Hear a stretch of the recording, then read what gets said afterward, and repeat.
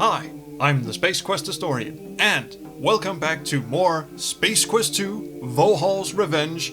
Time to blow this fucking popsicle stand, in one way or another. Now, we can't just— fucking hell! Trance! Vohal's troops have tracked you down and passed sentence for your escape. Tough luck, eh? Well, that's what you get for standing around and yammering like a fucking idiot. Way to go, Wingnut! Let's try that again. Alright, let's just, scarper, as hastily as the pixels will allow us. Now we can cross this screen without being, ensnared by the hunter, because, his snaring days are over. Holy shit, almost fell off the cliff there.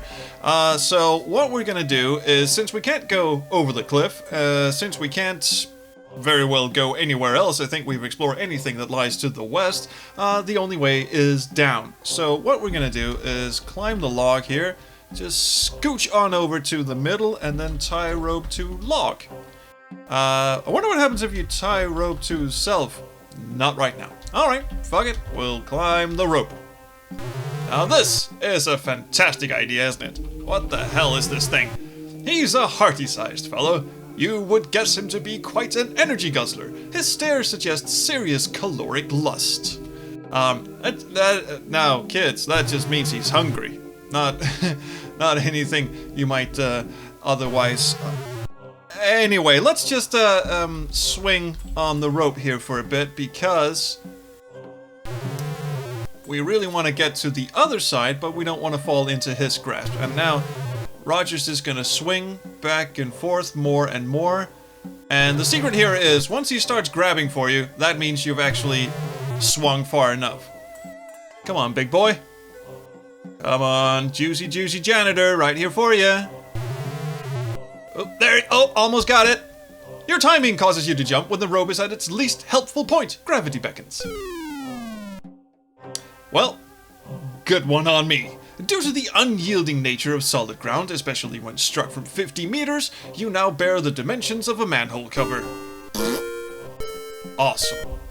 Okay, let's try this again. Yes, I know. Come on, give me a grab. Give me a grab. There you go. Just one more for good luck. Yeah, there you go.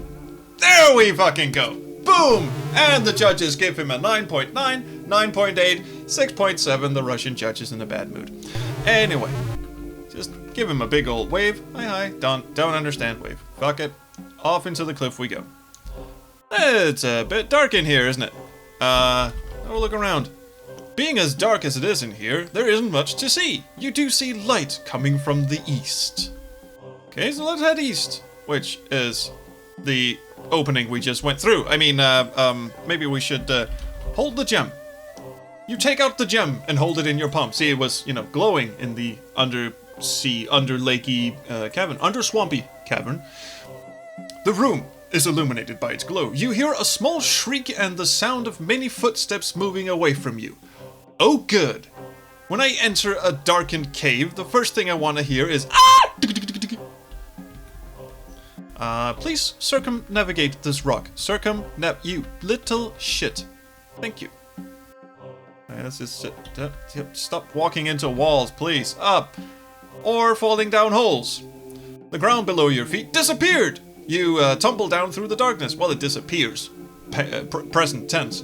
But anyway, a lot of tumbling happens. Boom. Fluff. There we go.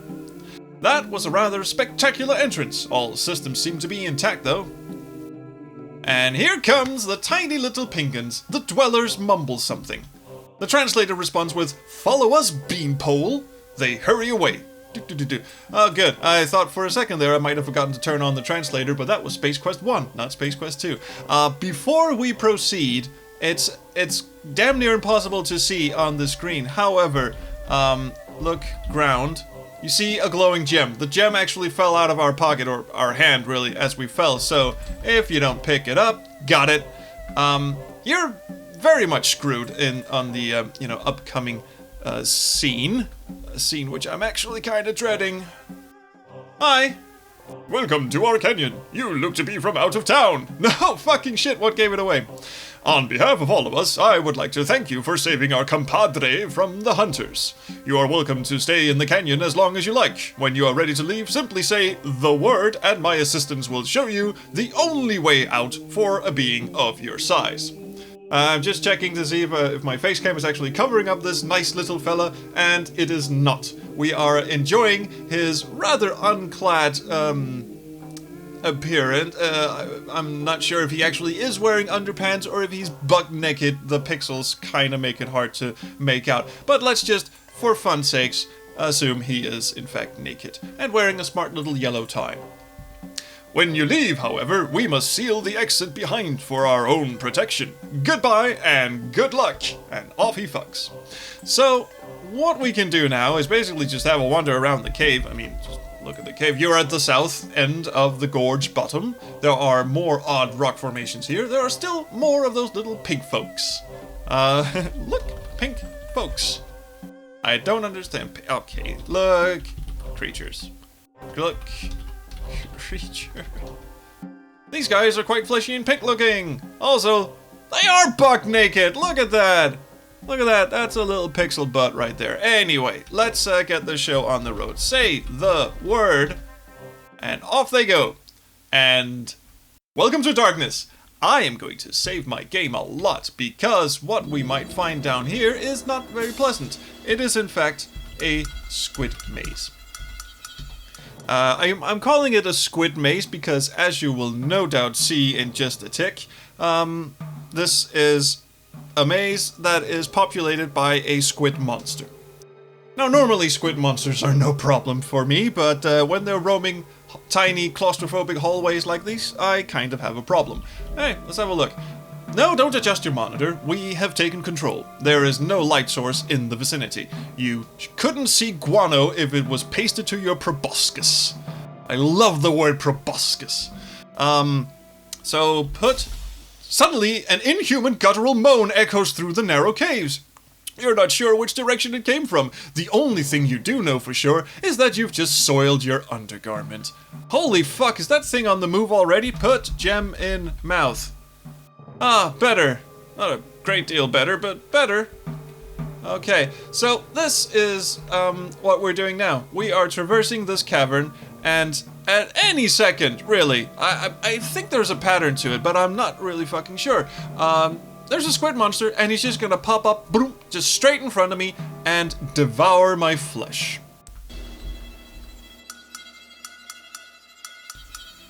Oh boy, there he fucking is. Oh my. Now you know why they wanted to close the hole behind you. You have become the unwilling victim of the dreaded cave squid.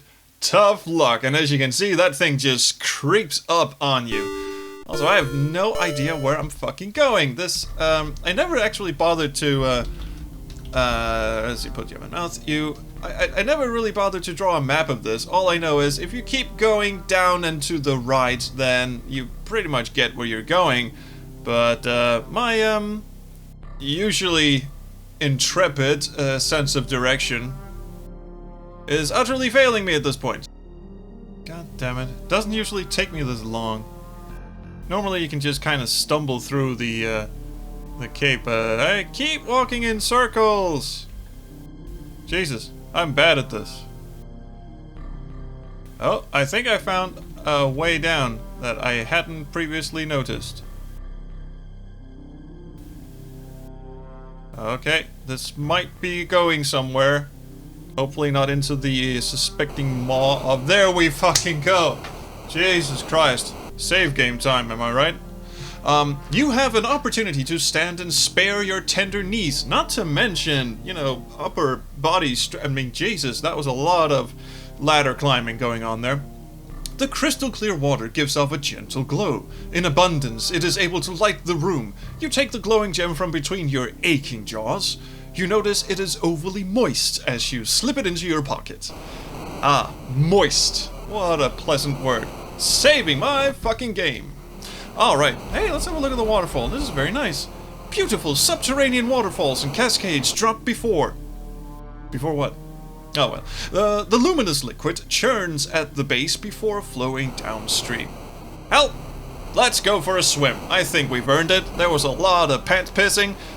We did wet ourselves, so there is that. Also, there must be some, you know, under army thing going on. See, if I try to swim against the stream, the speed slows down. This is very nice little detail. So all we can do is basically carry out. Okay, here we go. Left or right? Left or right? Let's go left. What say you, gents and ladies? And yeah, this doesn't look good. Now, you see, the face on Roger is currently it's the face of a person who is not happy with their life choices. Evidently, this was not the way to go. Splat. After caroming off a pair of rock outcroppings, you find a final resting place at the base of the falls. Falls. Very apt description. So let's just go to the right, because the right is the right way. As you enter another of the mysterious subterranean chambers, you realize that the water is now racing towards a giant whirlpool in the middle of the area. You are caught in the strong current, powerless to alter your course. And we can try. He actually tried himself. I didn't even turn him around. It doesn't look like you're in the right place here, but in fact we are. Once we get under this whirlpool, your body is sucked down until finally you're able to resist no more and must yield to the overwhelming force. And we get spit out by this really impressive looking structure. Jeez, that was quite a trip. Peering around, you find yourself back out in the open again. Have a look at that statue. Statue. Don't understand. Oh, god damn it. Look around. You are in a pool.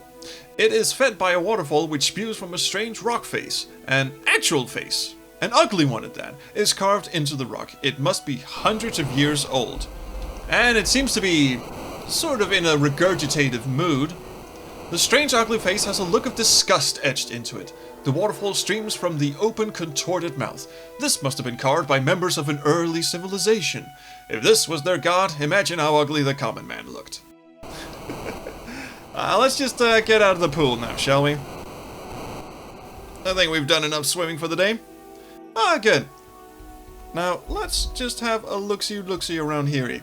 You are in a little clearing which is surrounded by large boulders and impenetrable brush.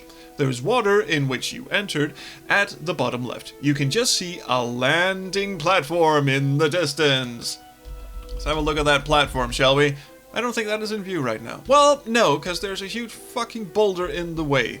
The rocks in this region are all grey and fairly rounded.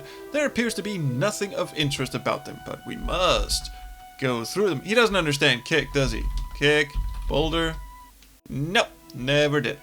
Now, this is a weird screen, because how are you ever supposed to know what to do on this screen? Now, I'll tell you, what you need to do is use that whistle we got from the post-order businessy thing, because basically as a player playing this for the first time, you're stuck on this screen. You have no way to proceed. You can't climb the rock, you can't dive under the water.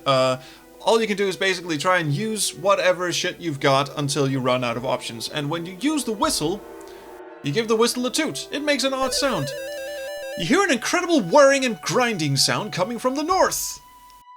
And slam! Suddenly, a LABION terrorbeast buzzes into the room like a tornado, and he looks like he could do as much damage as one. Hashtag second language.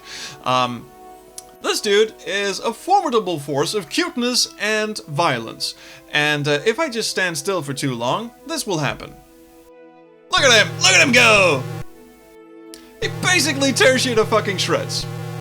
And off he goes. Well, ain't that a hoot? That guy reduced you to a multicolored mound of coleslaw-like matter. Better than a Murphco Slice-O-Matic. You are dead, however.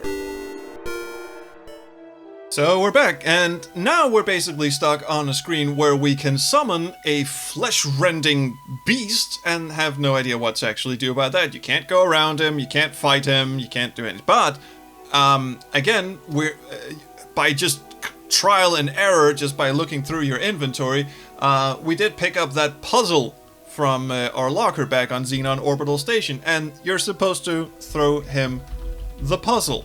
the Kubik's Rube puzzle. For a puzzle! Because we have a very short time to do it. I mean, look, it just...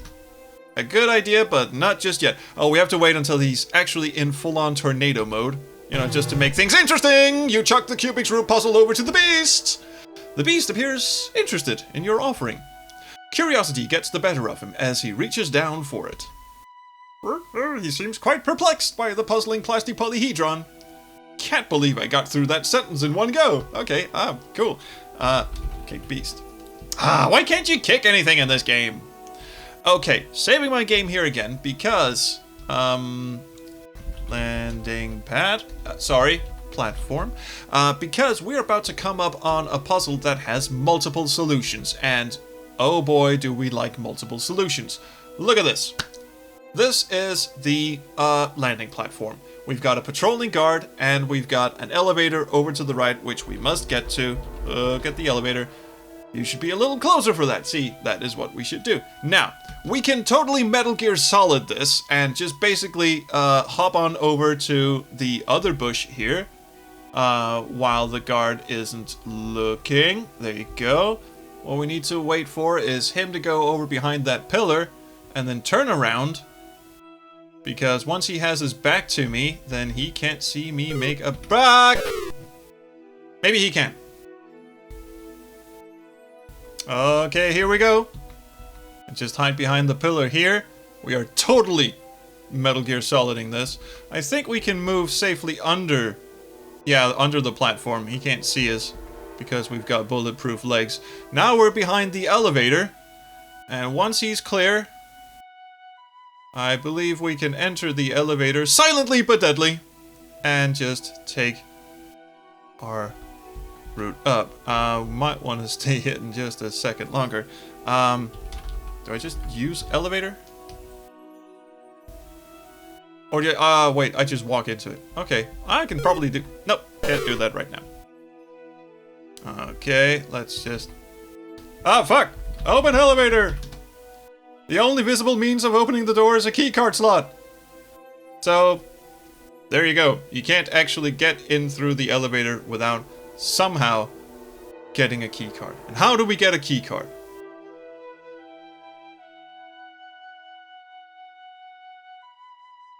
Now, it stands to reason that the guard is actually the one carrying the keycard. However, we can actually pick up a little rock that was left by the LABION Terror Beast's entrance. You pick up the small rock generated during the Terror Beast's grand entrance. Look at the little sprite going on here. And now we can truly engage in some subterfuge. What we have to do is first sneak our way under the platform as we did previously. Alright, here we go. And now that the guard is presently unable to see us, we can throw the rock. You send the stone flying into the bushes. You hear it land. And the guard becomes very interested, does a merry little jig, and runs down to see what the hell is up. And off he goes. Has a quick look around, and while he's busy doing that, we can just sneak in the elevator. Hey, what the heck's the deal here? As the guard wonders, the elevator begins moving you upward. Apparently it's a one-way trip, so boom, here we are at the top, and we can now get in the shuttle and get on with the game. However, of course, there are more ways to do this. I promised you an elegant solution to this, as are most multiple solutions. The more elegant solution here is to use the jockstrap that we picked up on Xenon Orbital Station 4, and we're going to use it to take down the guard. Throw rock with jockstrap at guard, and we have to do it while he is paused in the center of the screen, which he will at some point. Now, I can't remember how we figured out how to do this back in the day, but once he stands there, you cleverly use the athletic supporter to sling the rock at the guard. It makes serious contact with the side of his head. Parentheses, we like the way you think. And fluff! To the ground he falls. He drops like a lead parakeet. The ripe thud of impact is momentarily sickening. He is perfectly still. You have, in fact, killed his ass. Which is awesome, I guess. So, with him, taking an extended break here, we shall search his body. You find nothing. Really? Search. Guy, you find nothing. Why? Give me your fucking keycard, man. Wait a sodding minute. I had the keycard on me all along. I picked up the keycard when I was searching the first dude's body. You know, when we crashed in the hovercraft. I had the keycard. I always had the keycard. I've just killed a man for no reason. Oh well. And off we go. As soon as the elevator door closes behind you, the platform on which you rest begins to rise, which is how elevators work. So, having now committed homicide, we are free to enter the shuttle. Which is a shuttle, right? You open the hatch and climb on in. Boom! Here we are. It's a very nice looking shuttle. Let's have a look around. The guard is not gonna come back to bother us. So, you are inside a shuttle cockpit. There is an instrument panel before you. Between your legs is a throttle. And something else, but we won't get into that. You can see the local tree tops. Tops, god damn it. Let's have a look at the panel here. Everything looks automatic. The panel is loaded with clusters of system status indicators. There is a power button, an attitude dial, and an ascent thruster button. Well, the first thing we should do is probably press the power button. There you go. And this, by the way, this is one of the most impressive screens I have seen of any old EGA game, or at least the old AGI, the Standard Sierra interpreter thingy. Those old games, you know, the Leisure Suit Larry's, the First Space Quest, Gold Rush, all of these games. I know Gold Rush technically gets the medal for most impressive AGI graphics of all time, or Manhunter at least, but this is definitely one of the most impressive screens I've ever seen. Just wanted to get that out there. We have a lot of attitude, so let's just press that. Press attitude button. Oh, it's a dial. Turn attitude. I will turn on my attitude. The attitude dial is now set to VAC, which is vertical ascent, and this is what we are really after because it was set to horizontal, which means we just go flying forward. Press anything. There you go, press thruster button. The shuttle begins to vibrate as the ascent thrusters ignite. So we pull the joystick, pull stick. There you go. Ascent thrusters ready. Attitude system. Vertical control. Forward, descent, back, ascend. Press any key. And he does this quite automatically. We are very much safe unless we start, you know, pressing buttons again. I don't see that becoming a necessity. Actually, let's do that. Press power. Not now. Dum-de-dum. You're off the planet. Good work, Roger Wilco. Thank you, thank you, thank you, thank you, thank you, thank you. Here we go. So it is off to Xenon and reap more menial tasks. No reward whatsoever. We haven't actually saved anyone yet. A tone sounds. A soft synthesized voice notes that adequate altitude has been achieved. Ascent thrusters are now ineffective. The monitor draws your attention again. Minimum altitude achieved. We are good. So again, the whole thing about, you know, defeating anyone is not really our thing, but we can at least turn the dial.